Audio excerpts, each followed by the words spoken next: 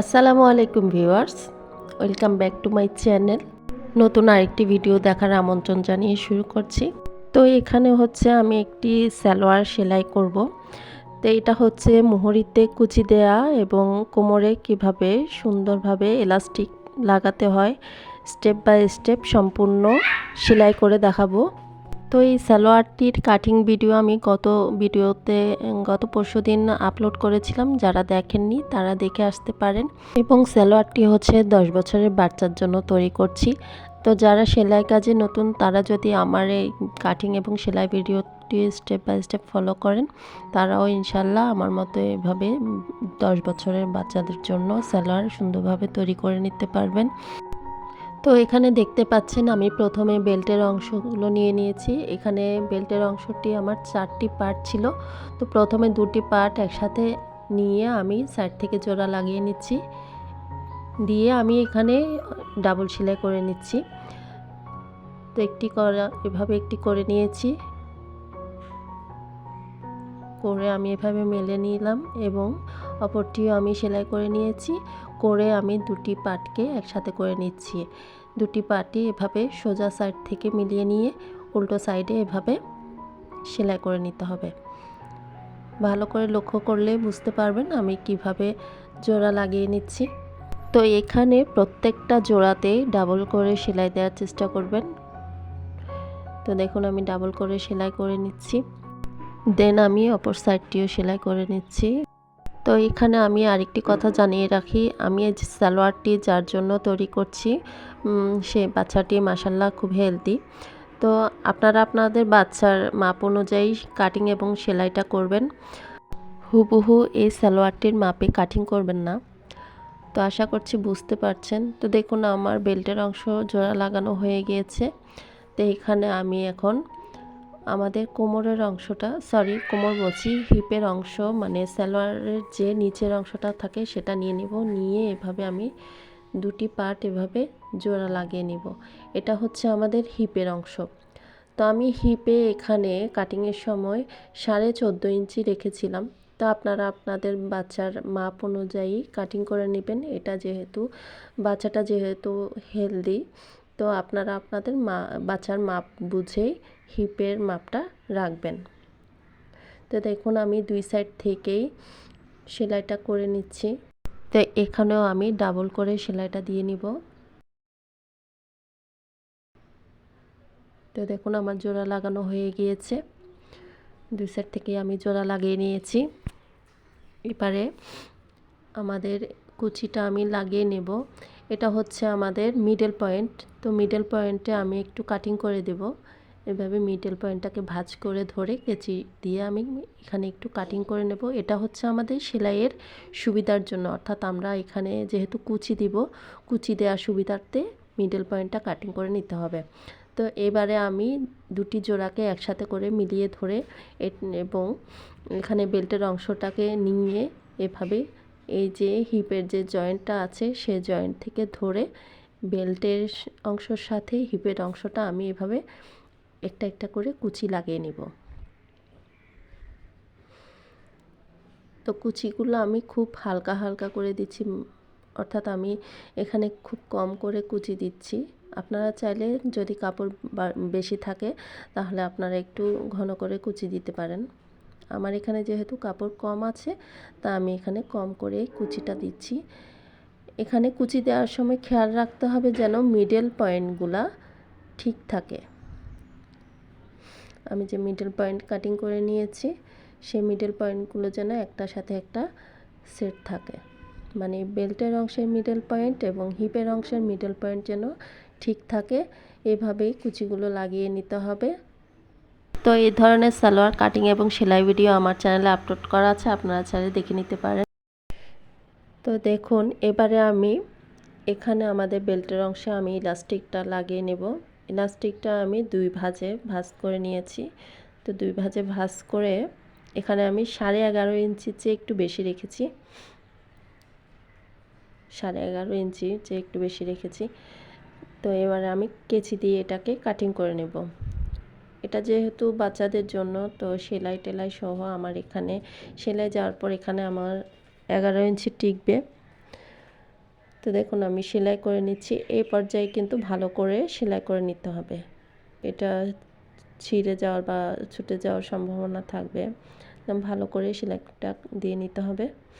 তো দেখুন আমি সেলাইটা দিয়ে নিয়েছি। এবারে এটাকে এভাবে বসিয়ে, উল্টো সাইড থেকে এভাবে বসিয়ে এইভাবে একটা ভাঁজ দিয়ে নিতে হবে। ভাঁজ দিয়ে এভাবে ভাঁজ দেওয়ার পর যেন নিচের অংশে 2 সুতা পরিমাণ ফাঁকা থাকে, অর্থাৎ রবারের নিচে কাপড়টা যেন রবারের নিচে 2 সুতা পরিমাণ খালি থাকে।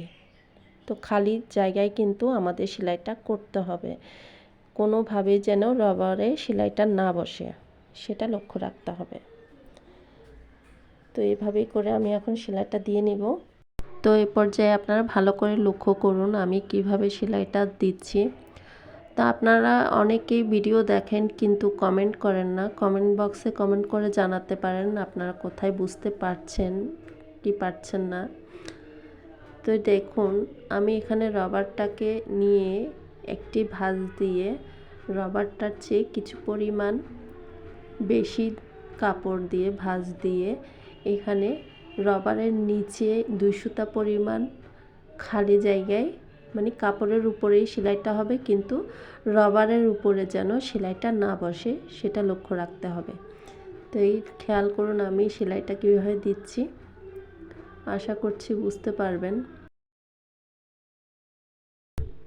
এবারে লক্ষ্য করুন কিছু পরিমাণ সেলাই দেওয়ার পরে রবারটাকে আমরা এইভাবে ধরে টেনে টেনে বের করে নেব।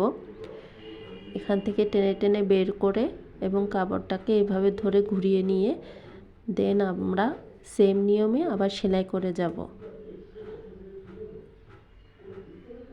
মনোযোগ দিয়ে লক্ষ্য করুন। তো দেখুন আমি এভাবে সেলাইটা দিয়ে নিচ্ছি। তো পুরো রবারটায়, পুরো কাপড়টায় কিন্তু রবারের সাথে এভাবে সেলাই করে নিতে হবে।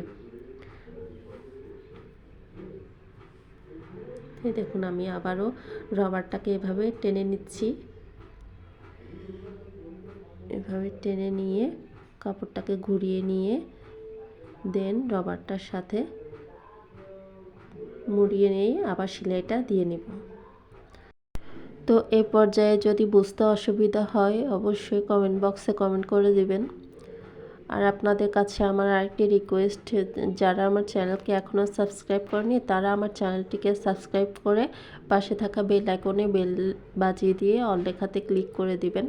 এতে করে আমার ভিডিও সকল নোটিফিকেশন আপনার কাছে পৌঁছে যাবে সবার আগে।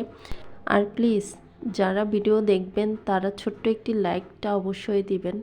আপনারা অনেকে ভিডিও দেখেন কিন্তু লাইক কমেন্ট কিছুই করেন না। তো আমরা যারা ইউটিউবে কন্টেন্ট ক্রিয়েটর তারা কিন্তু একটা কন্টেন্ট তৈরি করতে গেলে অনেকটাই পরিশ্রম করি। তো এতটা পরিশ্রম করার পর যদি কেউ একটু লাইক দেয় তাহলে আমাদের উৎসাহটা দ্বিগুণ হয়ে যায়। তো অবশ্যই আপনারা একটা লাইক দিবেন, সুন্দর একটা কমেন্ট করবেন, তাহলে আমাদের কাজের উৎসাহটা দ্বিগুণ হয়ে যায়, আমরা কাজ করার প্রতি ইন্সপায়ার হই। তো যাই হোক, এই যে দেখুন আমি রবারটা সম্পূর্ণ লাগিয়ে নিলাম। তো আমার চ্যানেলে কিন্তু আরও নতুন নতুন ভিডিও আসতে চলেছে, কামিজ ডিজাইন আর কামিজ কাটিং এবং সেলাই tutorial video, designer frock cutting এবং সেলাই টিউটোরিয়াল ভিডিও কিন্তু আসতে চলেছে। তো আপনারা আমার চ্যানেলে সাবস্ক্রাইব করে আমার চ্যানেলের পাশেই থাকবেন। তো এখানে দেখুন আমি রবারটা জয়েন্ট দেওয়ার পর রবারের মাঝখানে করে এভাবে টেনে টেনে ধরে সেলাইটা দিয়ে নিচ্ছি। এই সেলাইটা কিন্তু অবশ্যই দিতে হবে, না হলে রবারটা কিন্তু সেট হয়ে বসবে না। তো দেখুন আমার রবারের মাঝখানে জয়েন্টটা দেওয়া হয়ে গিয়েছে। এ পর্যায়ে দেখুন আমি মুহুরিতে যে কুচি দেয়া ছিল সেই কুচির জন্য কাপড়টা এখানে কাটিং করে নিয়েছিলাম। তো এখানে এই ভিডিওতে আমি কিন্তু আপনাদের সাথে কুচি কিভাবে দিচ্ছি বা কুচির কাপড়টা কিভাবে কাটিং করেছিলাম সেটা শেয়ার করিনি। তো এই টপিকে ভিডিও আমি আমার চ্যানেলে আগেই আপলোড করেছিলাম। ভিডিওটা হচ্ছে কুচি হাত আর ডিজাইন। ভিডিওটার ভিউজ বর্তমানে হচ্ছে 1,36,000 সামথিং। তো আপনাদের সুবিধার্থে আমি ডেসক্রিপশন বক্সে ভিডিওটির লিঙ্ক শেয়ার করে দেব, আপনারা ওখান থেকে দেখে নেবেন। ভিডিওতে ডিটেলে সব কিছু দেখানো আছে কিভাবে কাটিং এবং সেলাই করতে হয়। তো দেখুন আমি কিন্তু এখানে কুচি তৈরি করে নিয়েছি। তৈরি করে নিয়ে সালোয়ারের কাপড়টিকে আমি সোজা সাইডে রেখে কুচিটাকে উপর দিকে রেখে এভাবে সেলাইটা নিচ থেকে সেলাইটা দিয়ে নিচ্ছি। তো জয়েন্টটা দেয়া হয়ে গেলে দেন আমি এভাবে কুচিটাকে উল্টিয়ে নিয়ে একটা চাপ সেলাই দিয়ে দিব। তো দেখুন আমার চাপ সেলাইটা দিয়ে এবারে বাড়তি অংশটা আমি কাটিং করে নিচ্ছি। তো বাড়তি অংশটা কাটিং করে উপর থেকে আরেকটি চাপ সেলাই দিয়ে নিচ্ছি। তো দেখুন আমার সালোয়ারের দুটি মুহুরিতে কুচি লাগানো কমপ্লিট হয়ে গিয়েছে। এবারে আমি সালোয়ারের জয়েন্টটা দিয়ে নিব।